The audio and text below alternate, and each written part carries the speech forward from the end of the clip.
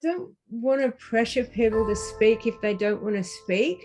I want to pressure people to listen, even if they don't want to listen. That's where I feel like applying pressure. Those of us that have been through this stuff, like if we can emotionally finance a frank discussion in any context, then yay for us. But for the rest of the people who perhaps feel like it's not appropriate to talk about this stuff, or it's too uncomfortable or too taboo or too raw or difficult or gross or whatever, those are the people I want to pressure. I want to pressure them to deal with their own discomfort. Hello, beautiful people. On today's podcast, we have the beautiful Emma Jane. Emma is an academic based at the University of New South Wales in Sydney, whose research interests are quite eclectic, ranging from sex and gender to technology-facilitated violence. Her research has been presented to the Australian Human Rights Commission and Workplace Gender Equality Agency. Emma is also an author, having written her most recent book, being her 11th book, Diagnosis Normal, which shares about the combined impact of sexual abuse, mental illness, and neurodivergence. What I personally love about this conversation is Emma's passion to, in her own words, break the toxic silence surrounding sexual violence and mental illness. That we need to hear more unpretty stories. Emma is an academic, which traditionally can come with a set of standards, I would say, in separating the academic from the person behind the academia. However, it is in Emma's recent book and in this episode that Emma courageously steps outside tradition and into the necessity of bringing together her research with her own story. Living in shame that is fueled by silence can be terribly lonely, and it is Emma's drive to not only encourage others to share their story, but more importantly to have people to listen, to really listen, that certainly makes this episode an important element in moving forward. Please enjoy this lovely conversation with Emma. Welcome, Emma. Thank you. It's a pleasure to be here. So, Emma, where I'd love to start is with a quote from your latest book, Diagnosis Normal. The damage caused by child abuse is not pretty, and neither is madness. But stigmatizing and shaming and further punishing those who suffer or behave strangely as a result are far uglier. We need to break the toxic silence surrounding sexual violence and mental illness. We need to speak these unspeakable things. We need more unpretty stories. So I love this paragraph, Emma, out of your book, and I would love to start with understanding more about your opinion behind needing to break the toxic silence and sharing more unpretty stories. Okay, thank you for that question, and I'm so glad to hear that that particular paragraph resonated for you. For me, there's sort of like a paradox in that, with online movements like Me Too, there's been this huge outpouring of stories, and even a huge amount of destigmatization work around mental illness as well, but at the same time, to tell those stories at the length that that they deserve and that they require to properly land with people in real life, away from social media, is, in my experience and from my understanding, the experience of many other people, really, really hard to do. So. On one hand, social media, for instance, and big popular movements can give the impression that everyone's doing it, it's really easy. But when it comes down to brass tacks and you're actually, for instance, trying to explain to a friend or a family member or a partner or a boss why you might be behaving in the ways that you're behaving, it can be excruciatingly hard. And in fact, these were not things that I spoke about for most of my life, and part of writing the book was to kind of, because I've been an active, committed feminist all my life, it was like, wow, why haven't I been more upfront and open about this. And that's not to suggest that people have a responsibility to tell these horrific stories if they happen to have gone through these experiences. But I just wanted to dwell in that uncomfortable area between, everyone's talking and there's all this awareness raising, and yet at the same time, a lot of us make decisions to stay silent still. And I'd love for you to share more, Emma, on that silence and shame behind these experiences, because I know throughout your book you do speak a lot to this and how common it is in people having these experiences when they're younger and sort of not coming or becoming more comfortable in sharing these stories until a lot later, and many that you've experienced sort of in the 80s and 90s even coming out. Yeah, so if we're looking at talking about sexual violence and in particular child sexual abuse, and we're talking about mental illness and PTSD and so on, those two things are interrelated, but they're also kind of separate. So for me, and you can, my voice starts quavering the moment I start, I'm about to launch into a child sexual abuse theme, and I hear my voice start shaking. It's really hard. So for me, having experienced being groomed, and grooming is a word that's used, I don't think it's nearly strong enough a word to describe the kinds of practices that paedophiles and child abusers use to keep their victims and their targets silent, and also to keep community members silent. So it's a sort of insidious, coercive form of, it's on par with like brainwashing or the types of, mind control is a ridiculously strong word, but when we look at the history of like cults and propaganda and sort of very far right or far left political regimes, and you see the kind of ability to influence not just people's behavior but their way of perceiving reality. And that's how the grooming process works. And I think that's what Grace Tame was getting at last year when she was Australian of the Year, and she was saying that grooming is the least understood aspect of child sexual abuse and the practice that can be the most damaging over the long haul. So staying quiet about child sexual abuse, it was part of the grooming process that I had to keep this secret. If I didn't keep the secret, terrible things would happen to me and my family and to the abuser and his family. Like pedophiles often, they'll do whatever they need to do to keep their child victim silent. But also very early on in life, like when I was sort of about 8, I think, I started showing the signs, that the nonverbal signs that kids tend to show when they're being sexually abused. In my case, I was drawing explicit drawings of what was happening, and a teacher found those at my primary school, and I was ultimately severely punished for having done those drawings. And that too is an example of how the reaction from other people can, actually make things so much worse. Like from that point onwards, it was like, I have to never show any sign of this. I shouldn't speak of it. I need to keep it hidden. So that's, a really heartbreaking example of a community not doing the right thing by child victims of sexual assault. Sort of basically working inadvertently, but working alongside pedophiles to perpetuate the practice. And I found it very fascinating in your book, and I'll paraphrase here, but you said in speaking in relation to pedophiles, it is their moral responsibility to resist urges, and we have a moral responsibility to assist them. Can you share what you meant by that sentence? Yes, thanks again for that question. I thought it was one of the most provocative parts of the book. Yeah. And you are the first person that's asked me about it. So this is another, I guess it's quite counterintuitive to suggest that we need to, befriend and provide more support to pedophiles.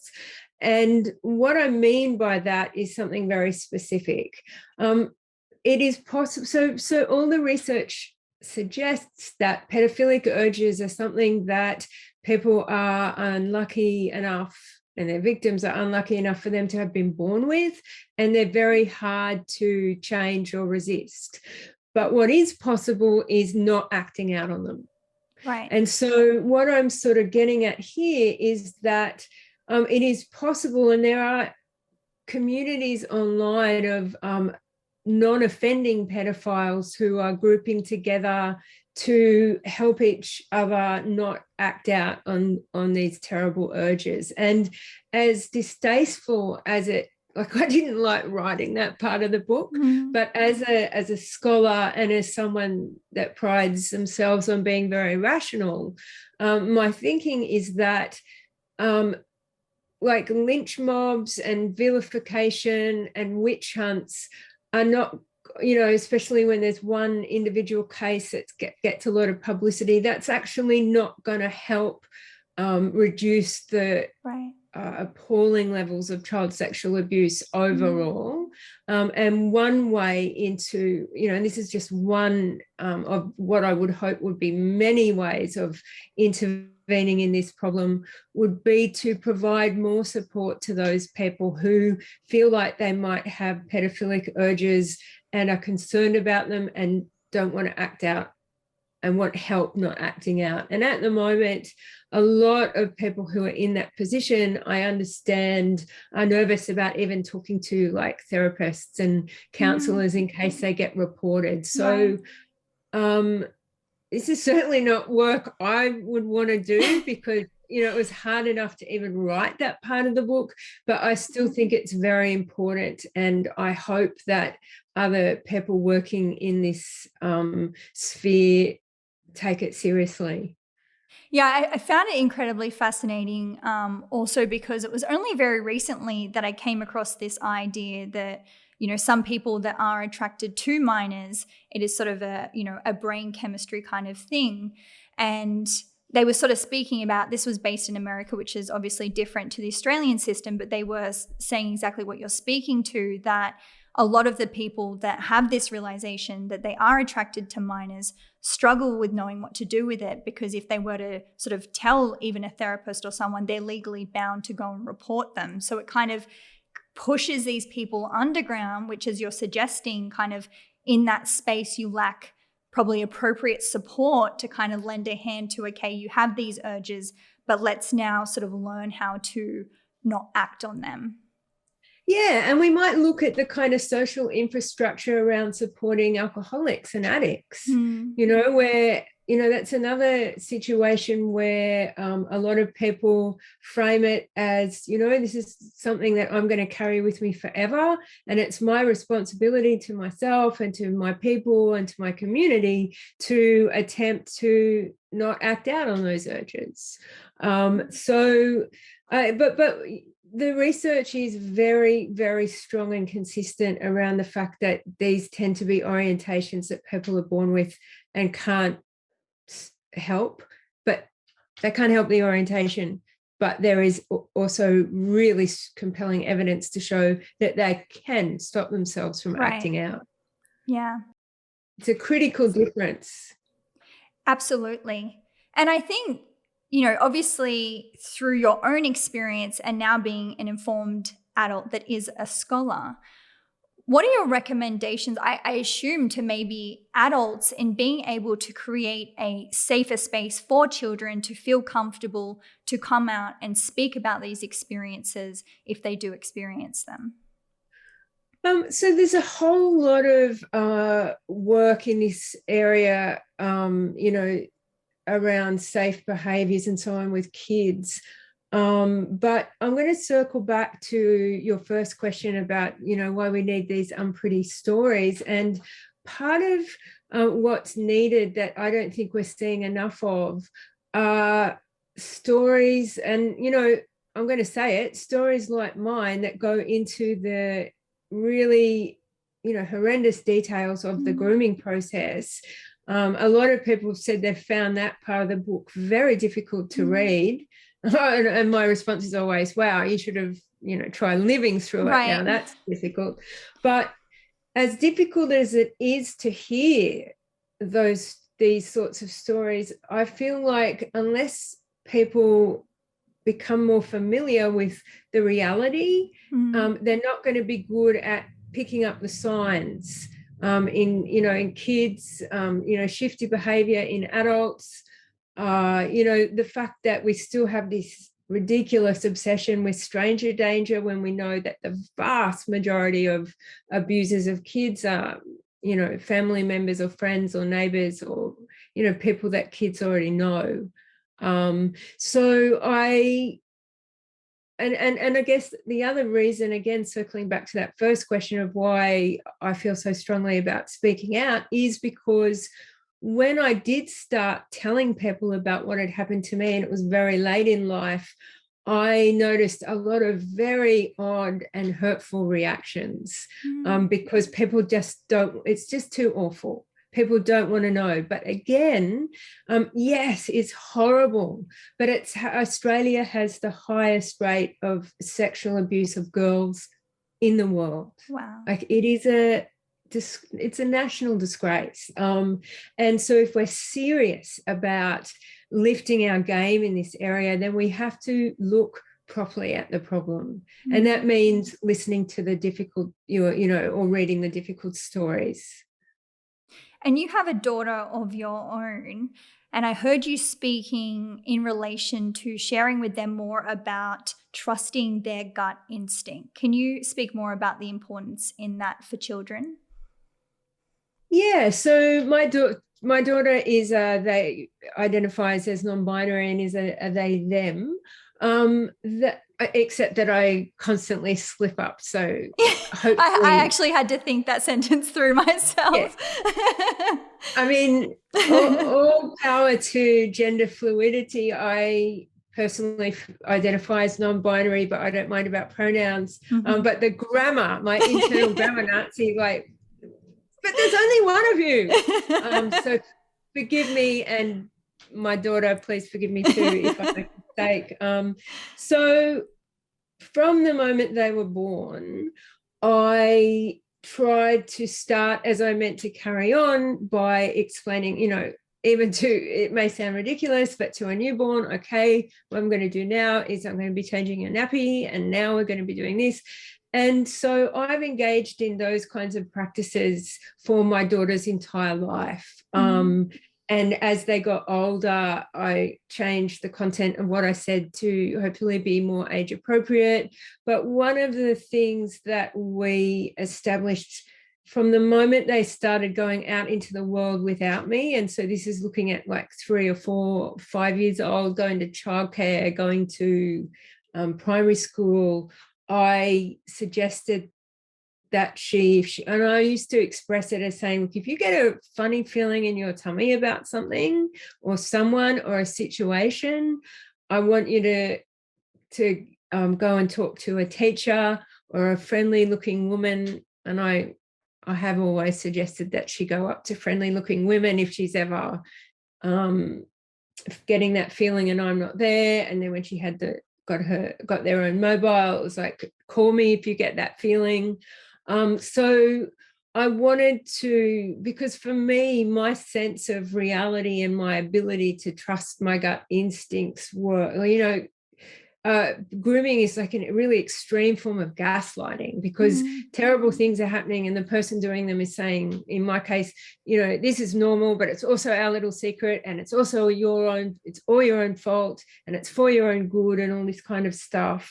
So I wanted my daughter to have a strong sense of trust in their own their reactions, like even if they couldn't explain them, even if they didn't know why they were getting a funny feeling in their tummy, even if it was actually because it was gastro coming on, I didn't care. I wanted them to have that trust in their own experience, and to let them know that I would back them on that. And taking a turn to mental quote unquote illness, You share in the book that you have been sort of diagnosed with various, again, I'll do quote unquote disorders. And I know that you I feel like we're slightly aligned when it comes to, not being a fan of diagnosis in general, but you do share that you've been diagnosed with major depressive disorder and generalized anxiety disorder and all these things. I'd love to know more, Emma, about your stance on nature versus nurture in terms of mental health. Well, there's lots of different types of mental health issues.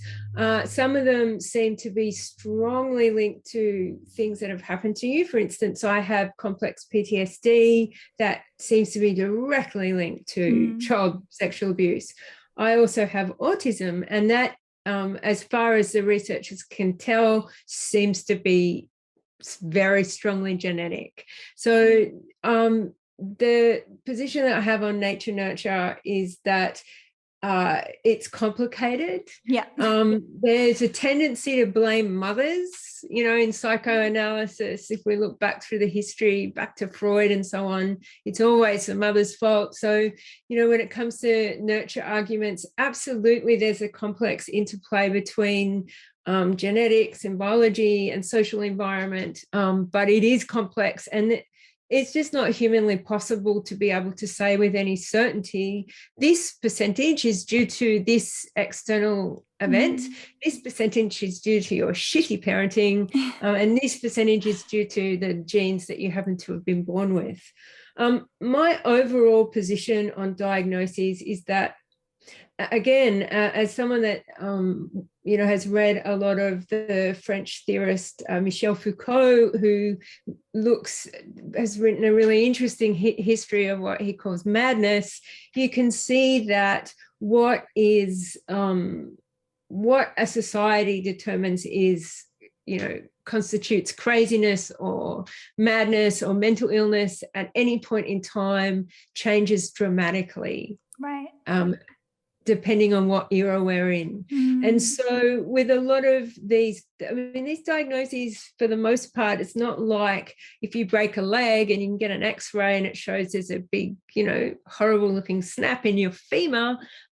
With mental illnesses, it's all like guessing, clever guesswork for the most part. And so my view on diagnoses is to hold them loosely.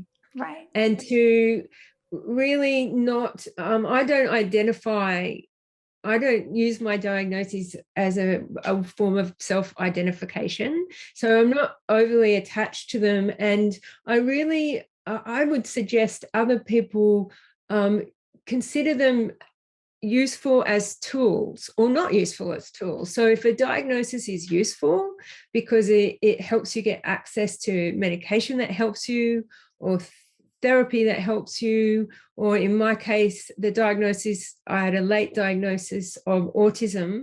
It's been very helpful because it's helped me develop a lot more self-compassion, and it's given me a lot more resources to advocate for myself in situations where my behavior has historically been judged pretty harshly because there's certain situations I don't cope with well. And so I'm just quite upfront, with people nowadays. It's like, look, thanks so much for inviting me to your awesome soiree. I'll probably last about 30 minutes and then disappear. But I'd love to make it for those 30 minutes. Or, particularly professionally, it's been a real liability, I've realized, to have had undiagnosed autism. And I now feel a lot more, I have a lot more resources to say, look, I'd love to attend your 3-hour meeting under buzzing fluorescent lights, but it's just not going to be possible. How about, and I'll propose an alternative that's sort of neurodivergent friendly. And that's what I find so incredible about your life and your story, Emma, is that you've been able to pull sort of this academic scholar side of you with this sort of like very creative, self-expressive, very honest, raw part of you. Can you share more about how you have managed to create that life for you? Because I feel like, when I came across you and I saw you and I saw, what you speak about, there was like a more traditional part of me that's obviously sort of been put in by society when I was younger, being like, wow, she's not what I would expect to be someone that's sort of like a scholar at, you know, a university. Why? Well, I guess like for me, as I'm sharing sort of like that traditional sense of like, I don't know, like when I was at university, I remember I went to one particular university and my law teacher at the time came in with some fairy wings on. And I thought it was brilliant and I loved it and I thought it was amazing. And then I went to a larger university in Sydney and it seemed like everything was kind of like suits and everything was proper. And there was like a line that everyone had to follow and a box for everyone to be in. And I guess my understanding of that box, I very enthusiastically and happily saw you as not being someone that I would necessarily put in that box. I mean, we look at your background, we spoke of your background when you came on, like you have this beautiful way of self-expression that I feel like when I picture academics, I don't always see them being able to share, you know, that much of themselves in their space. Yeah, look, I do feel a little bit on the outer in terms of, you know, this definitely the stereotypes, right. academic. Mm. It's quite like I'm very nervous about having written this particular book after, you know, 10 years of publishing only in academic genres. Right.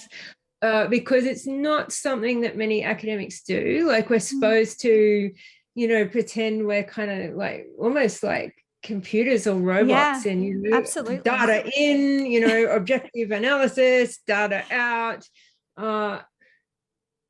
I'm quite I've had so far the reaction from those of academic colleagues of mine who've read it has been amazing. Like Beautiful. I've just been I didn't expect that at all.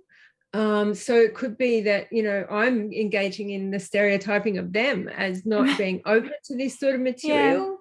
Yeah. It's certainly not the typical, it's absolutely not, even though it draws in a lot of scholarly research, it's a memoir, and it deals with very raw and difficult and taboo topics. But, you know, I personally love it when people surprise me, or when I have an expectation of someone's going to be a certain way and it's like, oh, wow, they're not like I expected at all. Or, you know, those academic colleagues, you know, the dean of law at another university sent me the most extraordinary message on LinkedIn the other day about the book with a, you know, emoticon heart at the end, and it was like, oh my god, we don't use emojis, like this is the best. Like, so who knows, like I've always felt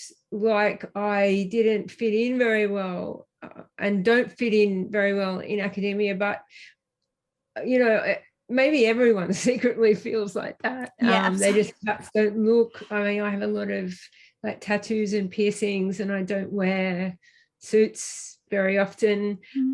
So maybe I look more like an outsider, but maybe most people, you know, secretly feel like that. Yeah, I mean, from an outsider's perspective looking in, you know, I honor you and I think it's incredible. And I feel like with someone like you, even in my own life, there's an honorable part of you that I see you and I see that you are so free in your self-expression, and particularly in this latest book, like to be able to be so free and just sharing your story, and particularly for such a good cause behind, for me, I guess, as a reader, being able to relate to you in this idea of shame and silence, and being able to have the courage to share your story despite that, and understanding that, you know, this dean of law, whether it be a dean of law or someone that maybe has experienced sexual abuse when they're younger and stayed silent, that these stories genuinely inspire and touch us to share our own story. And I think that's what's so important about what you're doing, Emma. Oh, thank you. And it was the driving force behind writing the book. You know, is the hope that because the thing about shame and silence is that it's terribly lonely. If you think you're the only one, and the fact that I made a decision to speak really frankly, even at the risk of potentially I don't think it's going to have an impact on my academic career, because I'm really good at that particular type of work. Like, it would be difficult to hold it against me, given that, my research, I do really well at teaching and research and all the academic things. But I would like more people to, I guess, just reiterating, I don't want to pressure people to speak if they don't want to speak. I want to pressure people to listen, even if they don't want to listen. That's where I feel like applying pressure. Those of us that have been through this stuff, like, if we can emotionally finance a frank discussion in any context, then yay for us. But for the rest of the people who perhaps feel like it's not appropriate to talk about this stuff, or it's too uncomfortable or too taboo or too raw or difficult or gross or whatever, those are the people I want to pressure. I want to pressure them to deal with their own discomfort and not inadvertently make things worse for people like me by sort of, blanking us or saying, don't, any version of enough already, this is just too much.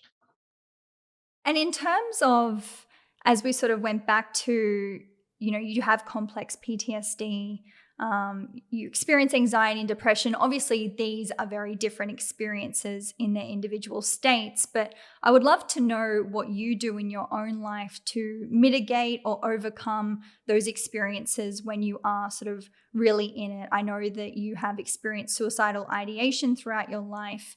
And I think it would be really useful, because we have a lot of listeners on this podcast that do experience their own sort of mental health challenges, for you to share more about how you sort of manage those. Yeah, so just with the caveat that this works for me some of the time, and it's not going to work for everyone else, all of the time. So things that I do, like, I have the daily maintenance. So whenever possible, like, I engage in some form of mindfulness meditation. Beautiful. I engage in some sort of exercise to the best of my ability, and I try and get a little bit of sunlight. I have ongoing therapy. I take medication. I take antidepressants and have done most of my life. So that's sort of like the ongoing maintenance that I do. When I go into some sort of crisis mode, like the PTSD flashback experiences that I have, I've briefed all of my people around me to help them be able to help me in those moments, but they usually come and go pretty quickly. In terms of when I've really plunged into the depths of despair, my break glass in case of emergency move in the back of my mind is always, if I need to go to a psychiatric hospital, I will go. And I have gone like 3 times in my life. Don't particularly like it in psych wards, but if that's what it takes, then that's what I'll do. But for the most part, I've worked out a thing that my therapist and my GP and my psychiatrist together call sort of psych ward at home. So I try to imagine that, because I don't like being in institutions, but I try to imagine the things that I would gain from being in a psych ward. Like, there would be a lot of things around ensuring that I wasn't alone, that I was physically safe, that I got enough to eat, and I got,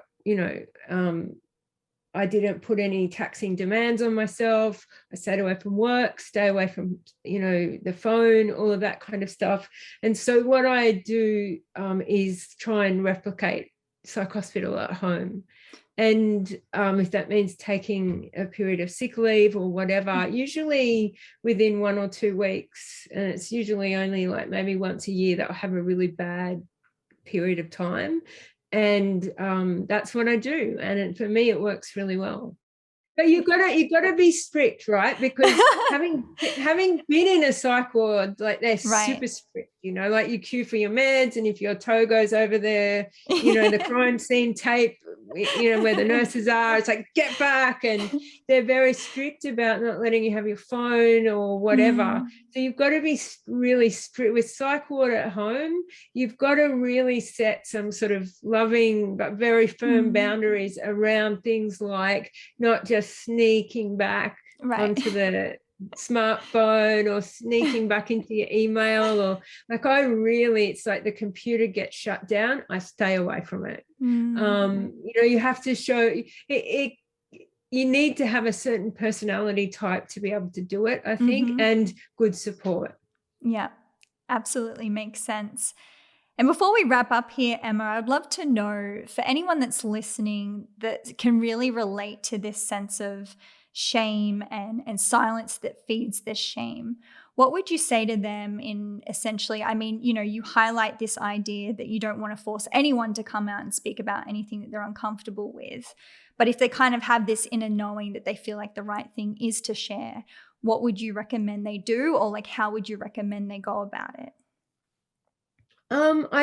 My recommendation would be to start small and to have really low expectations of the responses that you'll get. So because I've done a huge amount of therapy, before I do almost anything high stakes, the first thing I ask myself is, can I emotionally finance this? Like, am I really up for this? Like, it feels easy just to blurt this out, but what will this really involve? And am I in a position to back myself? And the other thing I always ask myself is, what am I hoping to gain from this? And is that realistic?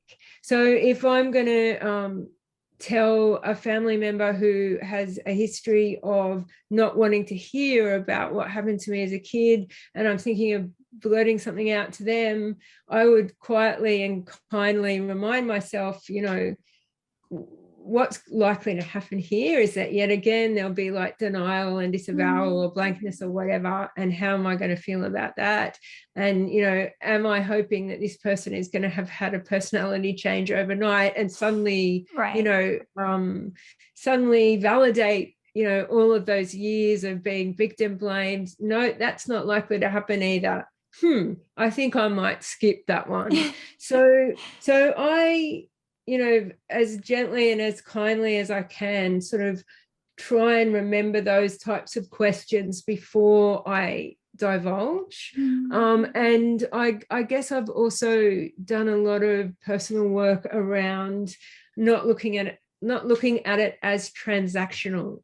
So if I tell them, then I will get back validation or sympathy or empathy or whatever.